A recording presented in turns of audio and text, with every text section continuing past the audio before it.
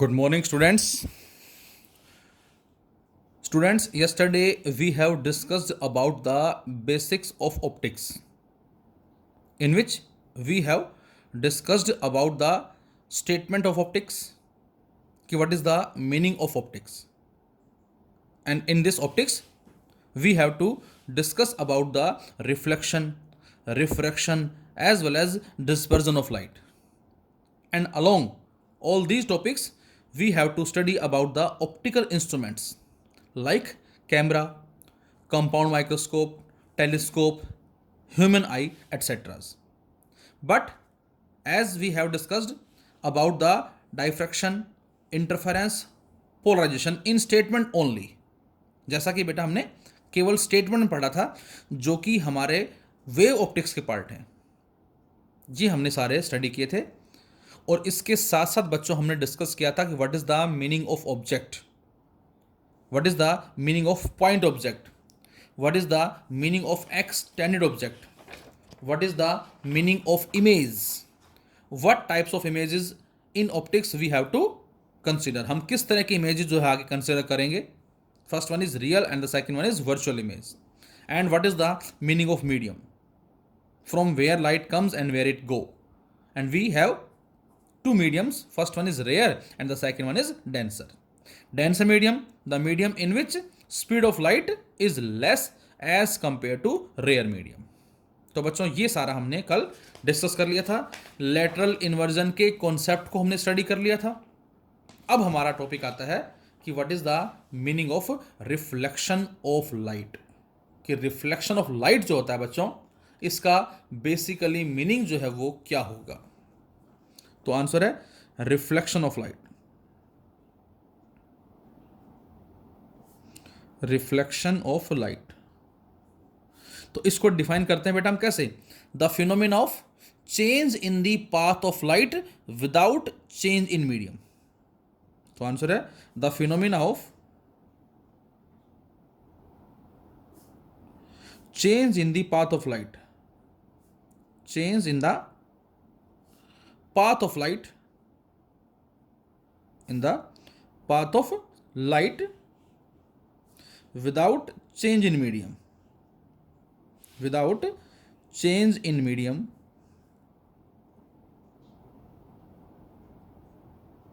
is known as reflection of light, is known as reflection of light. The phenomena of change in the path of light without change in medium means light जिस medium से आ रही है उसी medium में बच्चों वापस भी जा रही है। उस फिनोमिना को बेटा हमने रिफ्लेक्शन ऑफ लाइट का नाम दिया है। अब ये दो तरह के होते हैं, एक रेगुलर और एक डिफ्यूज। तो फिलहाल मैं एक बार सीधा जनरल बात करें हम इसके बारे में एक बार। तो बच्चों ये हमने कोई एक रिफ्लेक्टिंग सरफेस मान लिया, लाइक ए मिरर की तरह मान सकते हैं, या कोई पॉलिश सरफेस आप ले सकते हैं। और यहां पर हमने एक लाइन ड्रॉ की कुछ इस तरह से, दिस वन, और इसको नाम क्या दिया बच्चों, इसको हमने नाम दिया इंसिडेंट रे का, से A B. This A B is the incident ray. और जिस पॉइंट पे स्ट्राइक कर रही है बेटा सरफेस पे, वहां एग्जैक्टली क्या करेंगे, हम एक नॉर्मल ड्रॉ कर देंगे। ये हमारा कहलाता है दैट इज नॉर्मल।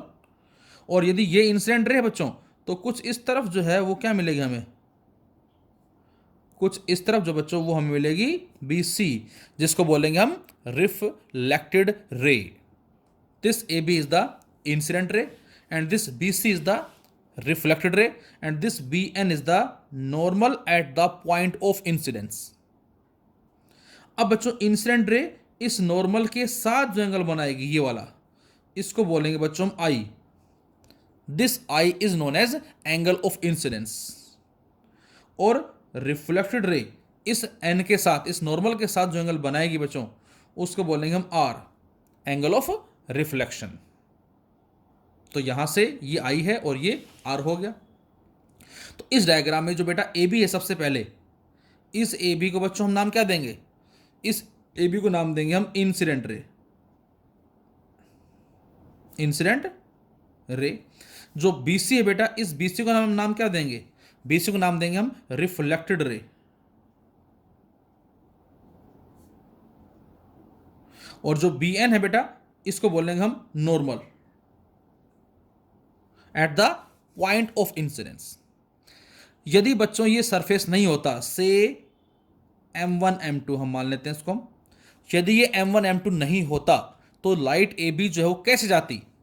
तो आंसर है कि जो लाइट AB है बेटा, ये कुछ इस तरह से जाती,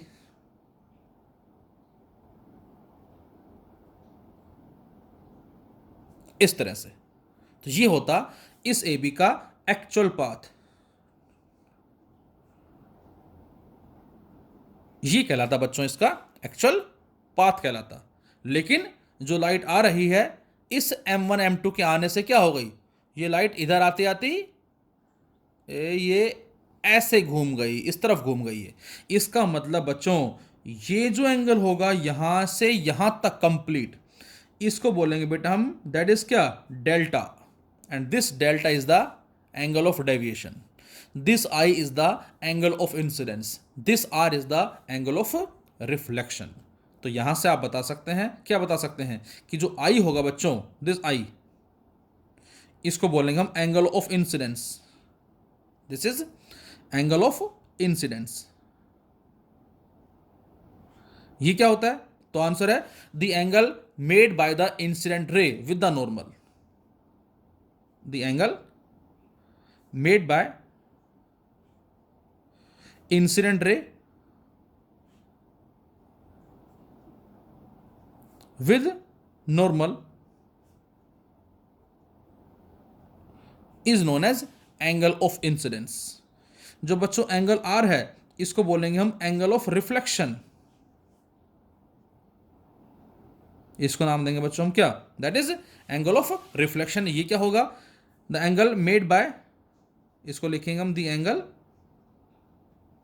made by reflected ray with normal, इसको बोलेंगे हम क्या? Angle of reflection. डेल्टा क्या होगा? Angle of deviation. इसको नाम देंगे बच्चों हम एंगल ऑफ डेविएशन। ये क्या होगा? The angle through which incident ray deviates. The angle through which, the angle through which incident ray deviates is known as angle of deviation. अब बच्चों जो हमारा फॉर्मेट प्रिंसिपल है, इसके बारे में भी हम बात करेंगे। तो फॉर्मेट्स प्रिंसिपल कहता है क्या? कि जो लॉ ऑफ रिफ्लेक्शन है, ये हमसे क्या कहता है? तो लॉ ऑफ रिफ्लेक्शन कहता है बेटा कि जो एंगल ऑफ इंसिडेंस होगा वो एंगल ऑफ रिफ्लेक्शन के बराबर होगा। So according to law of reflection, the angle of incidence is equal to angle of reflection. तो यहां से लिख सकते हैं हम, according to law of reflection, according to law of reflection, angle I will be equal to angle R. Angle of incidence is equal to angle of reflection. और इसके साथ साथ लॉ ऑफ रिफ्लेक्शन क्या कहता है बेटा? लॉ ऑफ रिफ्लेक्शन कहता है इंसिडेंट रे, जिसको हमने AB का नाम दिया, रिफ्लेक्टेड रे, जिसको हमने BC का नाम दिया, और इसके साथ साथ क्या? नॉर्मल, जिसको हमने BN का नाम दिया, ऑफ द मिरर ऑल और lies in the same plane. ये सारे के सारे सेम प्लेन में होंगे, जो हम मैथमेटिक्स में स्टडी करते हैं, XY plane, YZ plane, ZX plane. ये इसका मीनिंग होगा। जैसे सपोज मैं आपसे कहता हूँ ये हमारा लाइक ए पेपर हो गया, इस तरह से, या समझ लें इसको कुछ इस तरह समझ लें, ये हमारा एक प्लेन हो गया, मेरे हाथ को प्लेन माने आप, तो लाइट कुछ इस तरह से आई, इस तरह से आई, और यहाँ सरफेस से टकरा के इसी प्लेन में वापस चली गई। इस तरह से हम कह सकते हैं लाइट इधर से आई और इसी प्लेन के रेस्पेक्ट में, तो ये प्लेन हो गया। अब जहाँ से लाइट आ रही है कुछ इस तरह से टकरा के सरफेस से उसी में वापस चली गई। तो यहाँ पर जो इंसिडेंट रे होगी बेटा, नॉर्मल जो होगा, और जो रिफ्लेक्टेड रे होंगी, ये सारे के सारे बच्चों सेम प्लेन में ही होंगे। जैसे आप समझ सकते हैं कैसे, क्लास का एग्जाम्पल आप ले लें। क्लास में आपके जैसे बोर्ड लगा होता है, ग्रीन बोर्ड है या वाइट बोर्ड है सपोज करें, ये आप कह सकते हैं एक। अब उस बोर्ड के एग्जैक्टली ये बोर्ड मान लिया आपने, कुछ ऐसे मान लेते हैं हम, इस तरह से लाइट आई, लाइट आई, आप बैठे हैं, आप देख रहे हैं, आपको सामने उस बोर्ड पे लाइट गिरती हुई नजर आ रही है, और एक विंडो से लाइट आई, एक दीवार में विंडो लेफ्ट साइड में और राइट साइड में दूसरी विंडो है सपोज करें हमने मान लिया, या ये कहें कोई स्पॉट है, ब्लैक जो है हमने पेंट किया हुआ है, तो उस ब्लैक पेंट पे हमें लाइट जो है या वो हमें जो कोई चीज़ बना रखी है वो चमकती हुई नजर आएगी। तो इसका मतलब क्या, उस विंडो से लाइट ने एंटर किया, उस बोर्ड पे गिर के इस तरफ आ गई, तो ऐसे लाइट गई इन दिस वे, जिसको हम फिलहाल यहाँ पर थोड़ा सा हो सकता है आपको समझने में दिक्कत हो रही होगी, इस तरह से लाइट आई और ऐसे चली गई। तो यहाँ पर एक तरह से कह सकता हूँ मैं, एक मिनट जरा एग्जाम्पल ले लेते हैं कुछ इस तरह से, ये मान लेते हैं हम, कुछ इस तरह से मान ले, पेपर मान लिया हमने, ये पेपर मान लिया, तो लाइट बच्चों यहाँ से आई और यहाँ चली गई, ये इसके साथ जो भी एंगल बना रही है what ever be the angle, लेकिन सपोज करें यहाँ से लाइट आई और यहाँ चली गई, तो अभी ये जो पेपर आपको नजर आ रहा है ये एक प्लेन है यहाँ से, तो ये इंसिडेंट रे आई और ये रिफ्लेक्टेड, ये नॉर्मल है, मे बी इसके साथ what ever be the angle, इसके साथ जो मर्जी एंगल हो। तो फॉर्मेट प्रिंसिपल कहता है कि एंगल ऑफ इंसिडेंस जो बच्चों वो एंगल ऑफ रिफ्लेक्शन के बराबर होगा, और इंसिडेंट रे, नॉर्मल और रिफ्लेक्टेड रे जो होंगी बच्चों, ये सारे के सारे सेम प्लेन में एग्जिस्ट करेंगे। अब यदि मैं आपसे कहूं आई और आर बराबर हैं, तो बताएं ये कंप्लीट एंगल कितना होगा यहां से यहां तक का, ये, तो आपका आंसर होगा सर ये कंप्लीट एंगल जो होगा ए बी सी के रेस्पेक्ट में, इसको हम 2i बोल सकते हैं या इसको हम 2r बोल सकते हैं, मीनिंग सेम होगा, ये हमारा दैट इज 2i कहलाएगा या 2r कहलाएगा। अच्छा ये एंगल कितना होगा यहां से यहां तक, दिस वन कंप्लीट, कौन सा, ये कंप्लीट एंगल, तो बच्चों ये कंप्लीट एंगल होगा कितना, 180। अब यदि ये कंप्लीट एंगल हमारा 180 है यहां से यहां तक, और ये कितना बच्चों, ये है 2i या 2r, तो ये कितना होगा डेल्टा, पाई माइनस 2i, तो जो हम डेल्टा की बात कर रहे थे, this delta is equal to 180 minus 2i। तो अब आपको पता लग गया एंगल ऑफ डेविएशन की जो वैल्यू होती है रिफ्लेक्शन ऑफ लाइट में, वो होती है 180 माइनस 2i।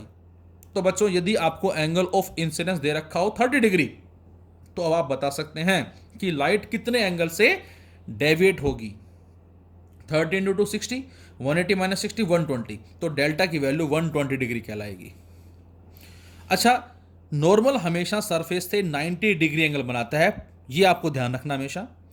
अब बच्चों यदि ये एंगल ऑफ इंसिडेंस है तो बेटा ये कितना होगा, ये होगा 90 माइनस आई, जिसको हम ग्लांसिंग एंगल भी बोलते हैं, मतलब the angle made by incident ray with the reflecting surface, incident ray इस रिफ्लेक्टिंग सरफेस के साथ जो एंगल बनाएगी उसको। अब चूंकि आई और आर बराबर हैं तो बच्चों ये एंगल और ये एंगल भी बराबर होंगे, नॉट डेल्टा, डेल्टा की बात नहीं कर रहा मैं केवल इस एंगल की बात कर रहा हूं, इसकी, ये एंगल यहां से यहां तक, मतलब रिफ्लेक्टेड रे इस सरफेस के साथ जो एंगल बनाएगी वही सेम एंगल होगा इंसिडेंट रे का इसके साथ, ये इसका मतलब होगा।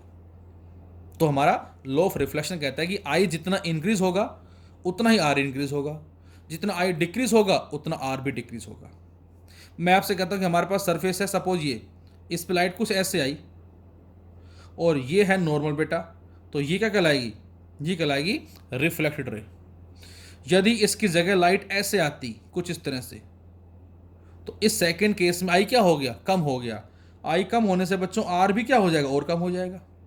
यदि लाइट सीधी आए तो क्या होगा, यदि लाइट एग्जैक्टली सीधी आएगी तो बच्चों इस केस में आई क्या है बेटा, जीरो, और यदि आई जीरो है तो आर भी क्या होगा, जीरो होगा, लाइट वापस मुड़ जाएगी, रिट्रेस करेगी अपने पाथ को, ये इस बात का मतलब है। तो जब भी कभी लाइट नॉर्मली आती है, नॉर्मली इंसिडेंस होती है, इसका मतलब एंगल ऑफ इंसिडेंस जो है वो क्या है, जीरो, तो एंगल ऑफ रिफ्लेक्शन भी क्या होगा, जीरो होगा, एंड हेंस ए रे falling normally on a mirror retrace its path on reflection.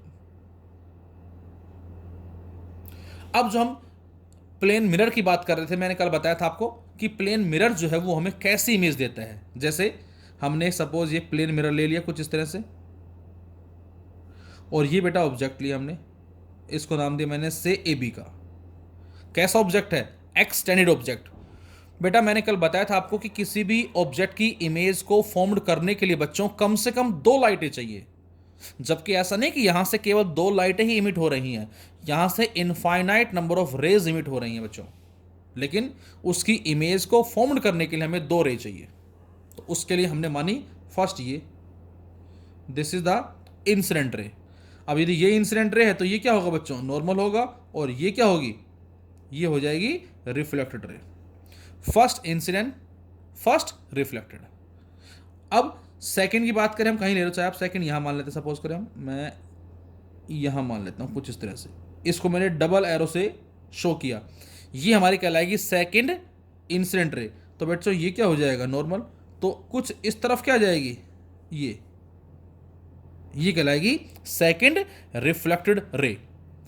अब हमने बात की थी इमेज के बारे में कि जब भी कभी रिफ्लेक्शन या रिफ्रैक्शन के बाद लाइटें एक्चुअल में मिलती हैं तो उसको तो बोलते हैं हम क्या? Real image. और मिलती हुई प्रतीत होती हैं तो वर्चुअल इमेज।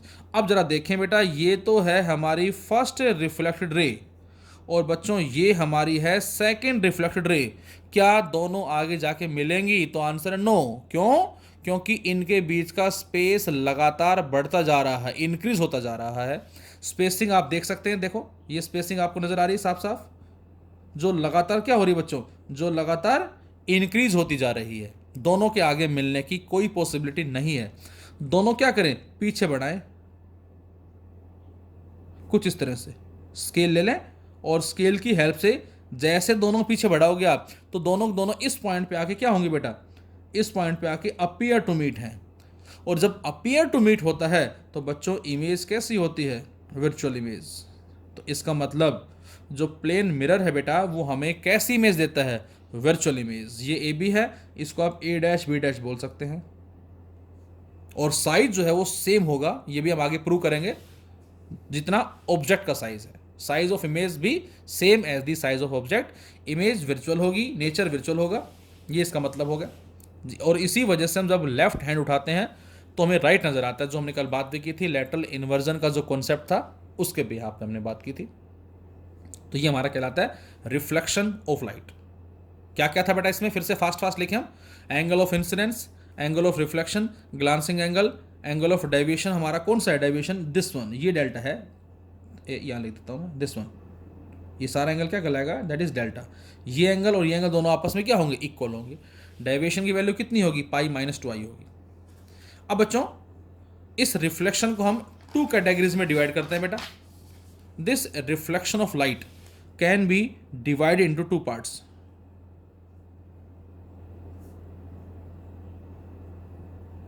जिसमें एक को हम क्या बोलते हैं? एक को बोलते हैं बच्चों रेगुलर रिफ्लेक्शन,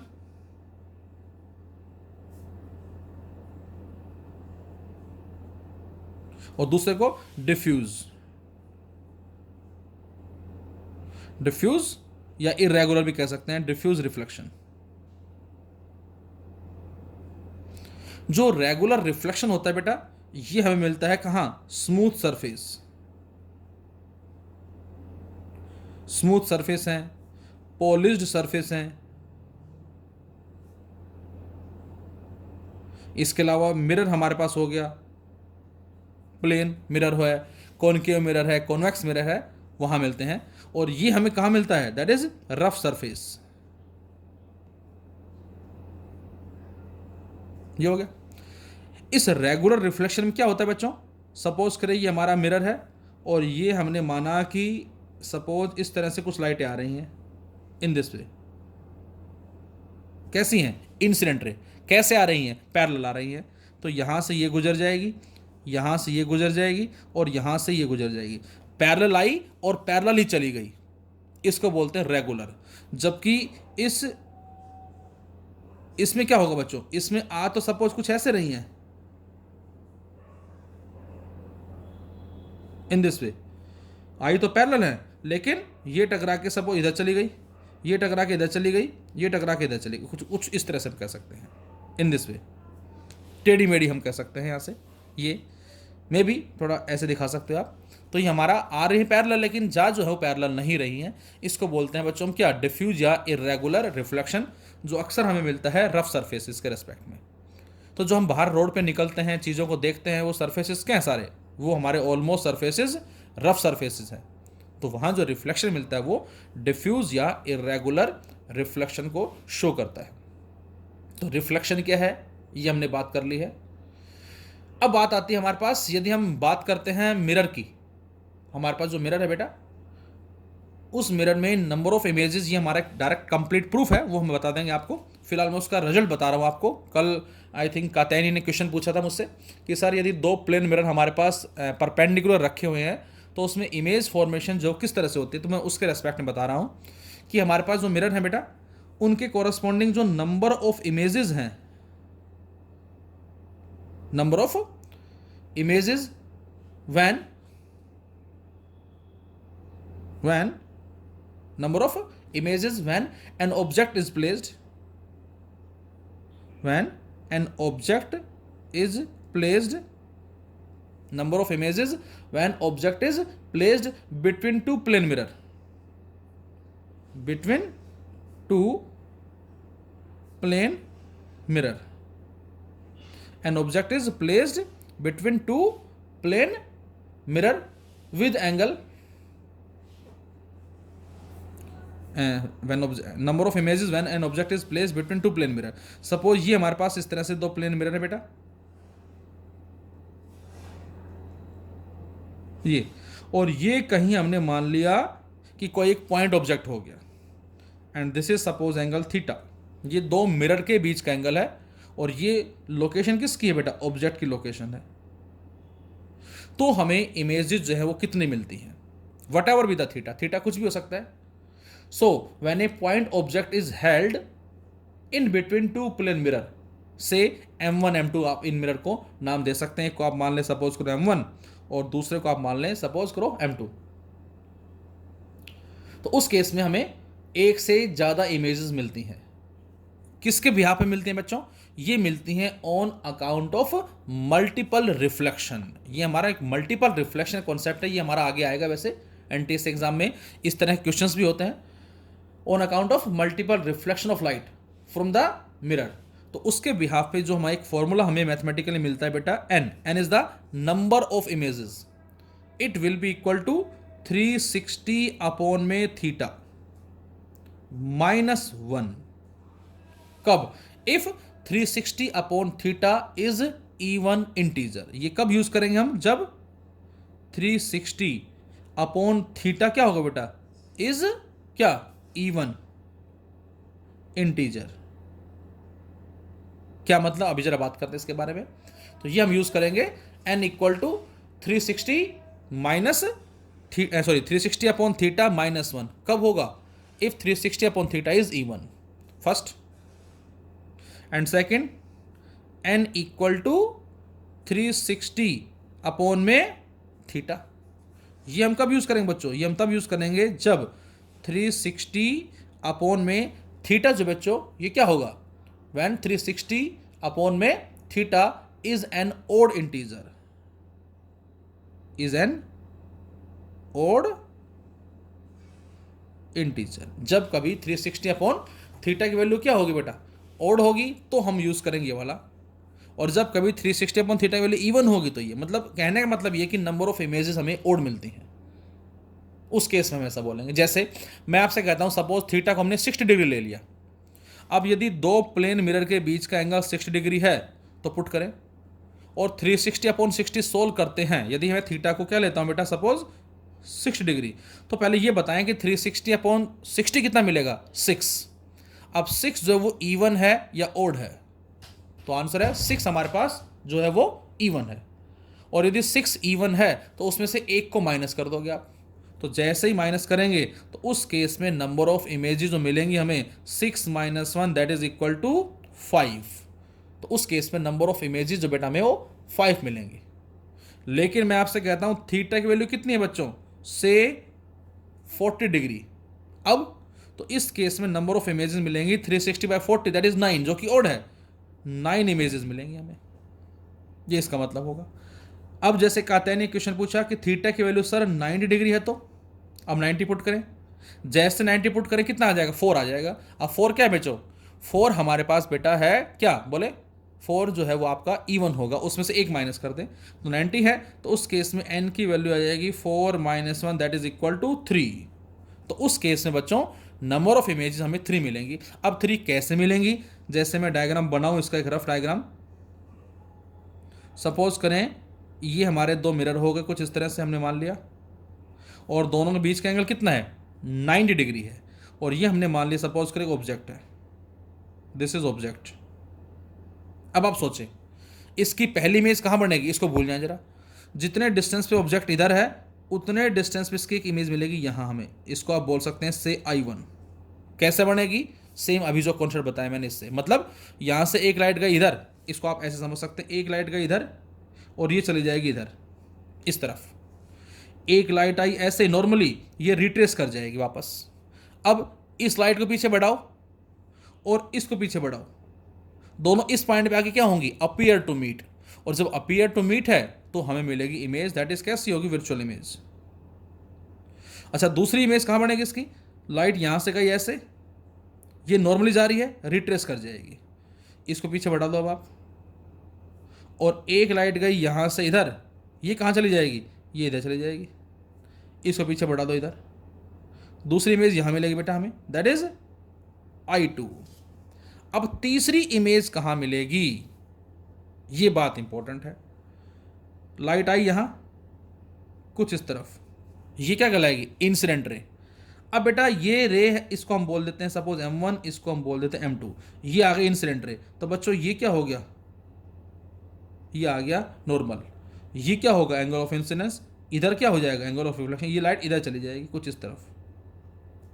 अब ये जो लाइट है ये क्या कहलाएगी, फर्स्ट मिरर के लिए, ये लाइट बेटा फर्स्ट मिरर के लिए कहलाएगी रिफ्लेक्टेड रे, लेकिन बच्चों यही लाइट सेकंड मिरर के लिए क्या कहलाएगी, इंसिडेंट रे।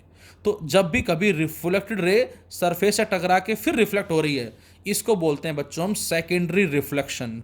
प्राइमरी रिफ्लेक्शन तो यहां हुआ, अब उसके बाद एग्जैक्टली उसी लाइट से यहां भी रिफ्लेक्शन हो रहा है, that is the secondary reflection. ये आ जाएगा, बोलो। अब इसको पीछे बढ़ा सकते हो आप कुछ इस तरह से, अब यहां से इस लाइट इधर चली जाएगी, सपोज इधर गई, इसको पीछे बढ़ा दो कुछ इस तरफ। अब ये लाइट और ये लाइट कहीं यहां पर आके मिलेंगी और यहां मिलेंगी, तो सपोज हम इसको बोल सकते हैं क्या, से I3। इसको हम क्या बोलेंगे, I3। ये ले लो, चाहे आप और लिखा दो आप इस तरह से आई, ये सॉरी इसकी जगह ये दिखा दे आप, ये ठीक रहेगा। ये लाइट यहाँ से इधर और ये यहाँ से इधर चली जाएगी और ये इधर चली जाएगी सपोज, और इसको पीछे ज्वाइन करेंगे, ये दिखा दे आप बजाय इस फर्स्ट वाले, क्योंकि कंडीशन क्या हमारी, कंडीशन है दोनों की दोनों रिफ्लेक्टेड होनी चाहिए। तो इसको ना दिखा के बेटा आप इसको दिखाए, ये इंसिडेंट रे, ये रिफ्लेक्टेड रे, और इधर से ये रिफ्लेक्ट हो गई। तो हमने इस मिरर पे ये जो रिफ्लेक्ट हुई इसको पीछे बढ़ाया, और जो पहली वाली रिफ्लेक्ट हुई थी उसको पीछे बढ़ाया, दोनों के दोनों यहाँ पर आके कट करेंगे, ज्वाइन करेंगे। तो यहाँ हम मिलेगी क्या, थर्ड इमेज, और इसको बोलते हैं secondary reflection. This is the secondary reflection. तो इस तरह से नंबर ऑफ इमेजेस जो है बच्चों वो हमें 3 मिलती है। तो ये हमारा एक फॉर्मूला आ गया नंबर ऑफ इमेजेस की वैल्यू को फाइंड आउट करने का। अच्छा यदि मैं कहता हूं कि जो एंगल है बेटा वो कितना है, 0 है, इफ आई से द एंगल इज 0, सपोज एक मिरर ये है और एक मिरर ये, दोनों पैरेलल रखे गए हैं कुछ इस तरह से, और ये ऑब्जेक्ट हो गया, दिस इज द ऑब्जेक्ट।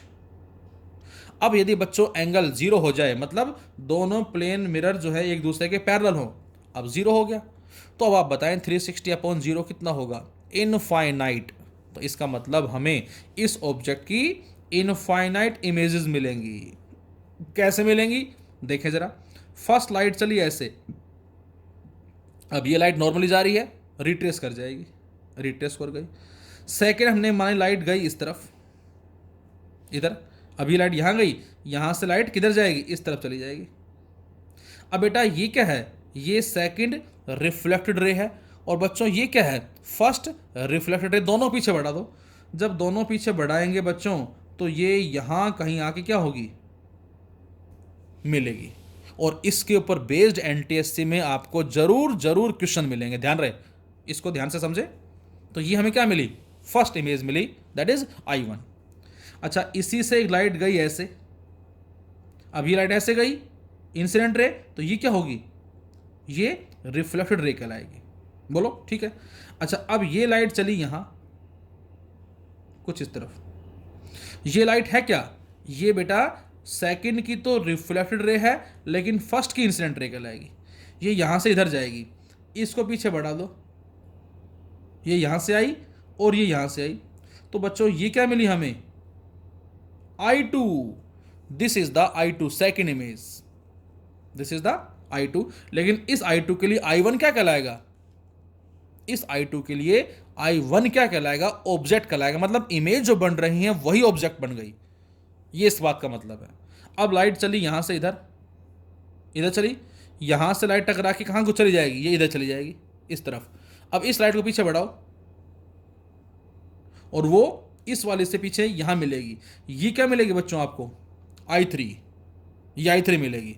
और अब जो लाइट इधर गई है ये यहां से इधर चली जाएगी, इसको पीछे बढ़ा दोगे अब आप कुछ इस तरफ पीछे आके, इधर क्या मिलेगा, I4। तो कहने का मेरा मतलब ये बेटा I1, I2, I3, I4, I5, I6, I7, I8 and so on. तो इस तरह से हमें क्या मिलेंगी, इनफाइनाइट नंबर ऑफ इमेजेस मिलेंगी। और आपने ऑब्जर्व भी किया होगा कि जब आप सैलून में जाते हैं, एक नाई की शॉप पे जाते हैं, तो वहाँ पर एक मिरर आगे लगा होता है, एक मिरर पीछे लगा होता है, और अपने आप को देखें, क्या मिलेगा आपको, आप अपने आप को बहुत सारे देख पाएंगे। इनफाइनाइट नंबर ऑफ इमेजेस जो है वो हमें मिलती हैं।